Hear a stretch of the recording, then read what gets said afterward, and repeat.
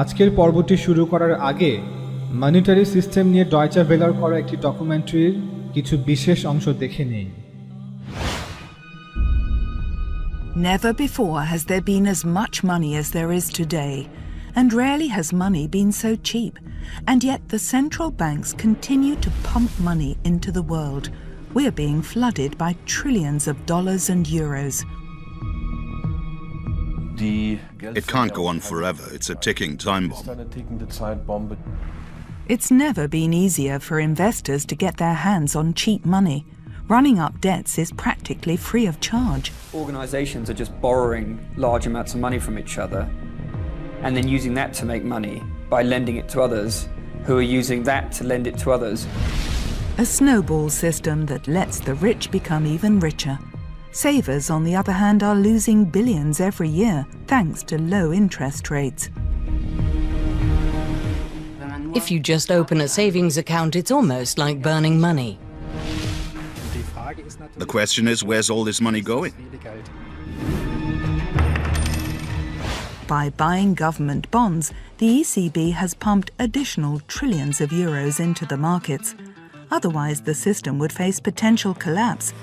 The price of all this is a deluge of money. The money has to go somewhere, into shares and real estate, which continue to rise in price. The result is a massive concentration of wealth right at the top. Bill Gates, the world's richest man, has a fortune of 65 billion euros. That's the market value of his shares. To compare, the total value of all of the world's cash is less than 100 times that amount, 5 trillion euros. The value of all goods and services created every year around the world is 75 trillion euros. That's the real economy. The world's debts are far higher than that. States, businesses and private individuals all have debts.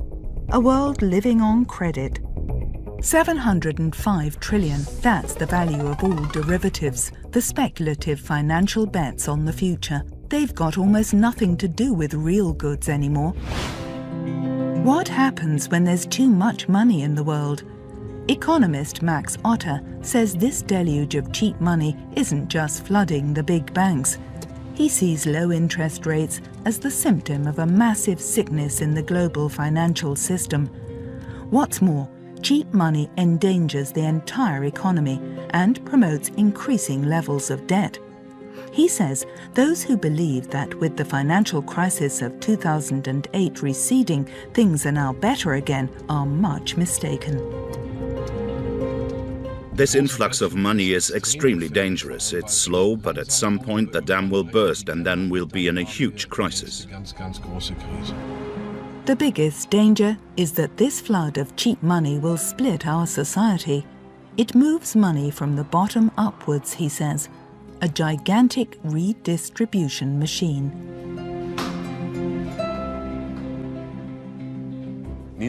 Low interest rates are demanded by many economists. They mean that states can borrow on the cheap. States can take on more debt. It also means the rich can do the same and often without any liability if they default. If I, as one of the super rich, buy a business, then I'm only liable to the extent of my holding, not with the rest of my wealth. That's a blatant injustice compared to middle-class families and regular people with home construction loans. This flood of money doesn't just save states and banks, it also favours the rich, who use this cheap money to buy shares, companies and real estate with rapidly rising values, while the financial investments of ordinary people lose value. The middle classes have savings and insurance policies, and these investments are the losers in a low interest rate world. Poorer citizens suffer because real estate prices are going up and therefore rents too. The ECB and other central banks flooding the world with cheap money isn't a cure. It's just pain relief, and in the long run it has serious side effects. The entire setup is a system that keeps saving itself temporarily, but at some point it will inevitably fall apart.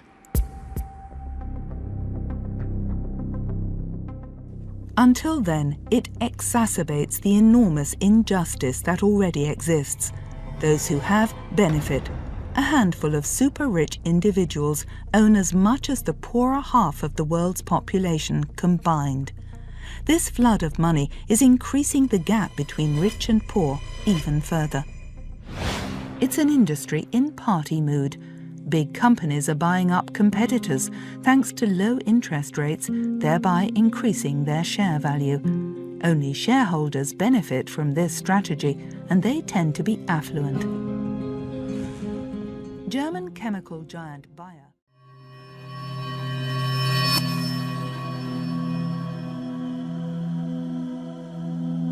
Richard Warner বলেন, তৃতীয় আরেকটি theory আছে, আর সেটি হলো credit creation theory.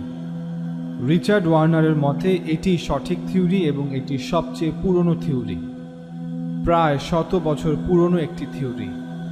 এই theory অনুযায়ী bank শূন্য থেকে মানি ক্রিয়েট করে এবং তা করা হয় ক্রেডিট ক্রিয়েশন প্রসেসের মাধ্যমে। অর্থনীতিবিদরা সব সময় বলে আসছেন যে ব্যাংক হচ্ছে ডিপোজিট টেকিং ইনস্টিটিউশন বা আমানত গ্রহণকারী প্রতিষ্ঠান, যারা মানি ঋণ হিসেবে প্রদান করে থাকে। রিচার্ড ওয়ার্নার বলেন, বাস্তবতা হচ্ছে ব্যাংক আমানত গ্রহণ করে না এবং তারা মানি ঋণও দেয় না। এখন প্রশ্ন হচ্ছে, ব্যাংক ডিপোজিট গ্রহণ করে না কিভাবে? কারণ ব্যাংক মূলত পাবলিক থেকে ঋণ গ্রহণ করে, এটা মোটেও ডিপোজিট নয়। ডিপোজিট হচ্ছে যখন কোনো কিছু কারো কাছে আমানত রাখা হয় এবং তা করা হয় মালিকানা সত্ত্ব হস্তান্তর না করে, অর্থাৎ হেল্ড ইন কাস্টাডি বা বেইলমেন্ট। কিন্তু ব্যাংকে আমরা যে অর্থ দেই তা মূলত ঋণ, যা ব্যাংক গ্রহণ করে আমাদের থেকে। এখন এটাকে সারাদিন ডিপোজিট বললেও এটা প্রকৃত অর্থে ঋণ গ্রহণ। আমরা হচ্ছি ব্যাংকের ক্রেডিটর বা ঋণদাতা। ঋণ গ্রহণের পর একটি নির্দিষ্ট সময়ের জন্য ব্যাংক হচ্ছে আমার ঋণের ওনার। এখন তারা এই মানিকে ওন করে। আরেকটি প্রশ্ন হচ্ছে, ব্যাংক নেভার লেন্ড মানি, অর্থাৎ ব্যাংক কখনোই টাকা ঋণ দেয় না। কিভাবে? রিচার্ড ওয়ার্নার বলেন, ব্যাংক ঋণ দেয় না কারণ ব্যাংক মূলত সিকিউরিটিজ পারচেজ করে। কেউ যখন ব্যাংক হতে ঋণ নেয় তখন তাকে একটি লোন কন্ট্রাক্ট বা ঋণ চুক্তি করতে হয় ব্যাংকের সাথে, আর এই লোন কন্ট্রাক্ট হচ্ছে মূলত একটি প্রমিসারি নোট।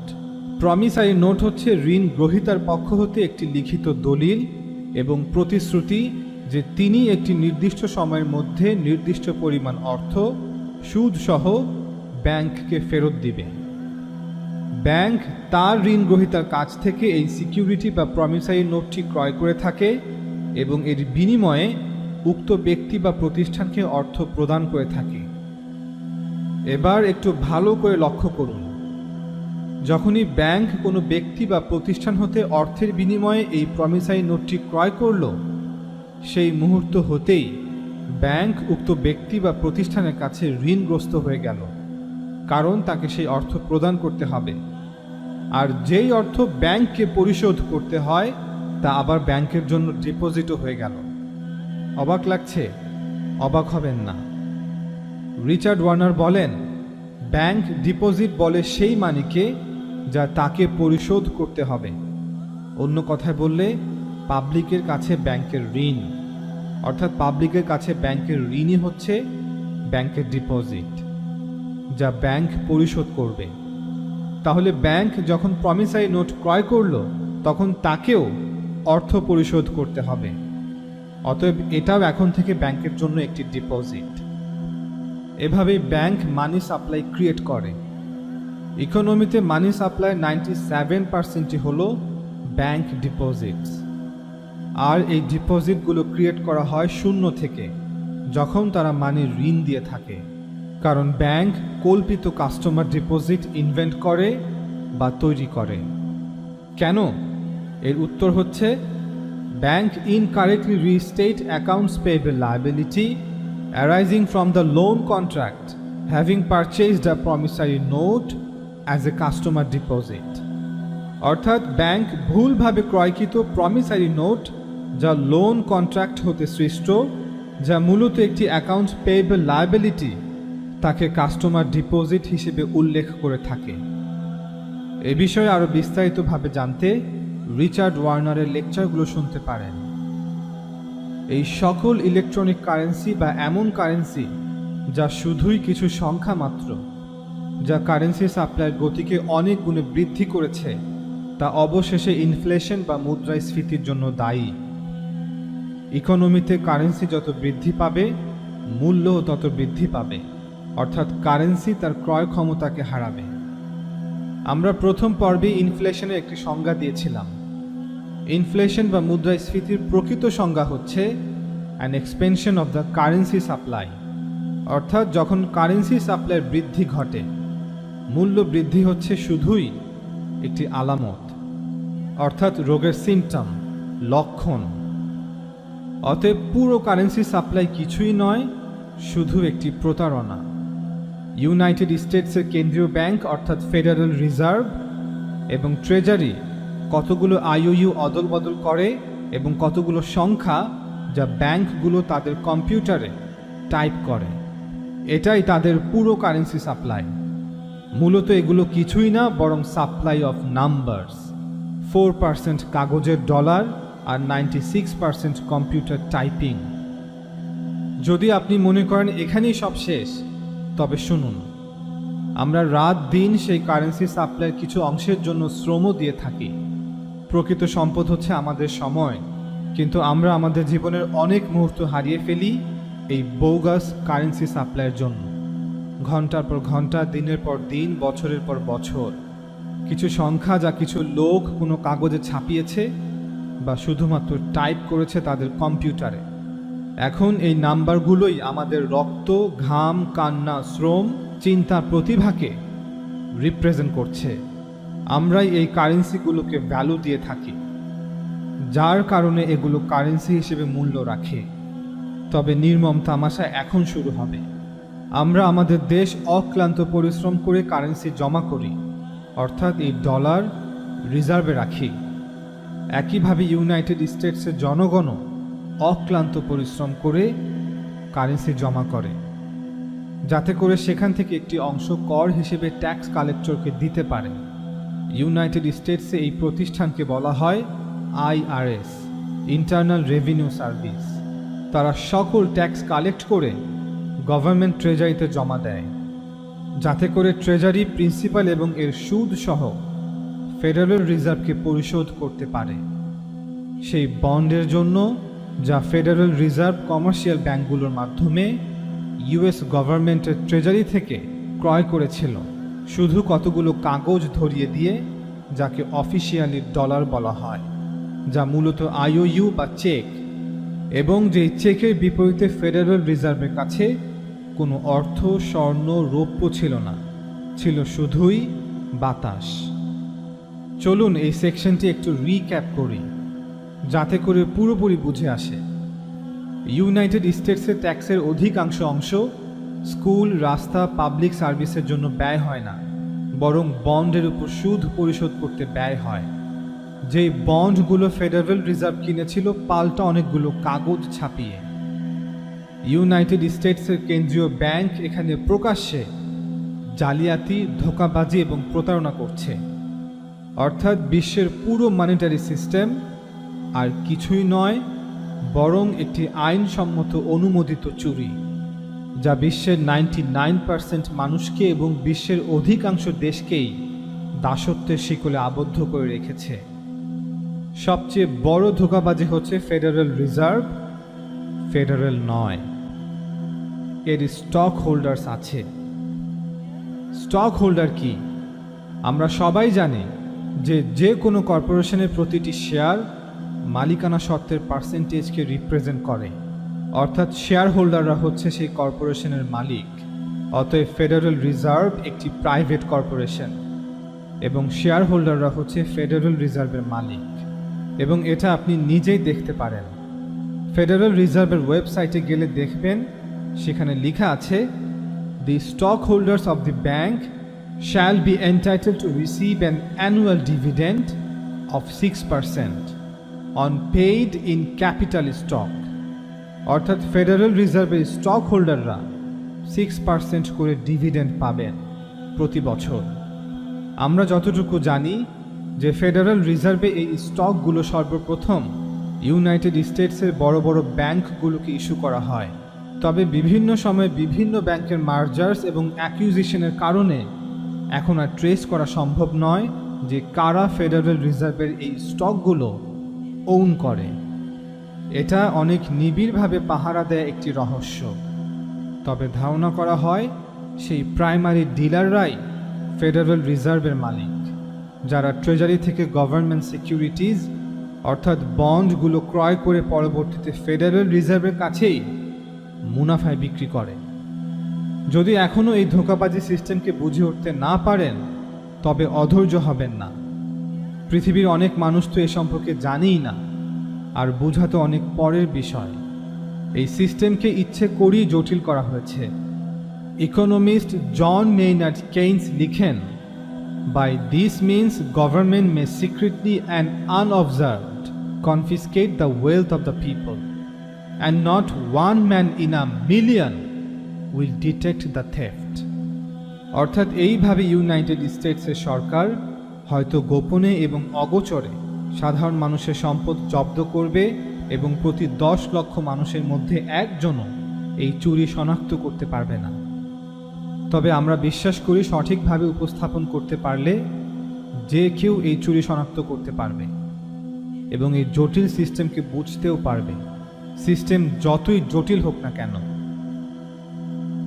স্টেপ 1, সরকার আইওইউ তৈরি করে অর্থাৎ বন্ডস, যা দিয়ে সরকার অর্থ সংগ্রহ করে এবং যা আমাদের জন্য একটি বিশাল ঋণের বোঝা, এবং আমাদেরকে এই ঋণ পরিশোধ করতে হবে সুদ সমেত। স্টেপ 2, পরবর্তীতে এই আইওইউগুলো অদল বদল করা হয় কারেন্সি সৃষ্টি করার জন্য। ট্রেজারি বন্ডসগুলো বিক্রি করে কমার্শিয়াল ব্যাংকগুলোর কাছে। পরবর্তীতে ব্যাংক সেই আইওইউগুলো মুনাফায় বিক্রি করে ফেডারেল রিজার্ভের কাছে, এবং এরাই ফেডারেল রিজার্ভকে ওন করে। হয়তো পরবর্তীতে ফেডারেল রিজার্ভ তার চেক বুক খোলে এবং সে তার বোগাস আইওইউ দিয়ে ট্রেজারির আইওইউগুলো কিনে নেয়, অথচ তার অ্যাকাউন্টে ব্যালেন্স ছিল শুধুই 0। তারপর ফেডারেল রিজার্ভ সেই চেকগুলো ব্যাংকে ধরিয়ে দেয়। বাস, কারেন্সি তৈরি হয়ে গেল। এবং এভাবেই এই প্রসেস চলতেই থাকে বছরের পর বছর। এভাবে ফেডারেল রিজার্ভে বন্ড জমতে থাকে এবং ট্রেজারিতে কারেন্সি, যেগুলো মূলত শুধুই সাপ্লাই অফ নাম্বারস। তারপর ট্রেজারি সেই ডলারগুলো সরকারের বিভিন্ন ব্রাঞ্চে ডিপোজিট করে দেয়। স্টেপ 3, এখন ইউনাইটেড স্টেটসের সরকার সেই ডলারগুলো খরচ করে, যেমন পাবলিক ওয়ার্কস, সোশ্যাল প্রোগ্রামস এবং যুদ্ধ। এরপর সরকারি কর্মচারী, কন্ট্রাক্টরস এবং সোলজাররা তাদের পারিশ্রমিক, বেতন, মুনাফা তাদের ব্যাংকে ডিপোজিট করে। স্টেপ 4, ব্যাংকগুলো ডিপোজিট মানি ক্রিয়েশন বা ক্রেডিট ক্রিয়েশন। ফলে ইকোনমিতে কারেন্সি সাপ্লাইয়ের পরিমাণ অনেক অনেক গুণ বৃদ্ধি পায়। স্টেপ 5, অতঃপর তারা তাদের উপার্জনের উপর ট্যাক্স প্রদান করে আইআরএসকে, ইন্টারনাল রেভিনিউ সার্ভিসকে। আইআরএস সেই নাম্বারগুলোকে নিয়ে যায় গভর্নমেন্ট ট্রেজারিতে, যাতে করে ট্রেজারি আসল প্লাস সুদ সমেত ফেডারেল রিজার্ভকে পরিশোধ করতে পারে সেই বন্ডগুলোর জন্য যা ট্রেজারি ফেডারেল রিজার্ভকে বিক্রি করেছিল ব্যাংকগুলোকে ব্যবহার করে। স্টেপ 6, এখানে আমাদেরকে আরেকটু আলোচনা করতে হবে, আর সেটা হলো ডেট সিলিং ডিলিউশন। এটি একটি বিশাল প্যারাডক্স। মনে আছে সেই গভর্নমেন্ট বন্ডসের কথা? বন্ডগুলো বিক্রির সময় কিন্তু সুদ দেওয়ারও প্রতিশ্রুতি করা হয়, এবং বাণিজ্যিক ব্যাংকগুলো যে লোন দিয়ে থাকে সেখানেও সুদের প্রতিশ্রুতি করা হয়ে থাকে। অর্থাৎ প্রতিটি ডলার যা এক্সিস্ট করে এর জন্য সুদ ধার্য করা হয়, যা পরিশোধ করতে হবে। এবার আপনাকেই জিজ্ঞাসা করি, ধরুন পুরো পৃথিবীতে একটি ডলার আছে। এখন যদি আপনি প্রতিশ্রুতি দেন যে আপনি এটি পরিশোধ করবেন এবং আরও একটি ডলার সুদ হিসেবে, তবে প্রশ্ন হচ্ছে সেই দ্বিতীয় ডলারটি কোথা থেকে আসবে যা দিয়ে সুদ পরিশোধ করবেন? উত্তর হচ্ছে আপনাকে সেই দ্বিতীয় ডলারটিও তৈরি করতে হবে এবং এর জন্য প্রতিশ্রুতি দিতে হবে যে আপনি এটি পরিশোধ করবেন এবং আরও $1 সুদ হিসেবে। তাহলে এখন মোট $2 এক্সিস্ট করছে, কিন্তু আপনি মোট $4 ঋণগ্রস্ত, এবং এভাবেই তা চলতে থাকবে। ফলাফল হচ্ছে আপনার কাছে কখনোই যথেষ্ট পরিমাণ ডলার থাকবে না যা দিয়ে দায়মুক্ত হতে পারবেন। সব সময় কারেন্সির তুলনায় ঋণের পরিমাণ বেশি থাকবে, কারণ ঋণ পরিশোধ করার জন্য আপনাকে নতুন করে একটি ডলার তৈরি করতেই হবে। তাই পুরো সিস্টেমটি ইম্পসিবল, এটি সীমিত এবং একদিন এর শেষ ঘটবেই। কি হবে যদি ইউনাইটেড স্টেটসের সরকার ডলার ধার করা বন্ধ করে দেয় ঘাটতি ব্যয়ের জন্য? আপনার কি মনে হয় ট্রেজারি বন্ড দিয়ে ইতিমধ্যে কর্য করা ডলারের জন্য পেমেন্টস বন্ধ হয়ে যাবে? কি হবে যদি পাবলিক ব্যাংক হতে ঋণ নেওয়া বন্ধ করে দেয়? তাহলে কি বাড়ি এবং গাড়ির জন্য পেমেন্টস বন্ধ হয়ে যাবে? না, কারণ প্রতি মাসে প্রিন্সিপাল প্লাস ইন্টারেস্টের উপর পেমেন্টস বাকি থেকে যায়।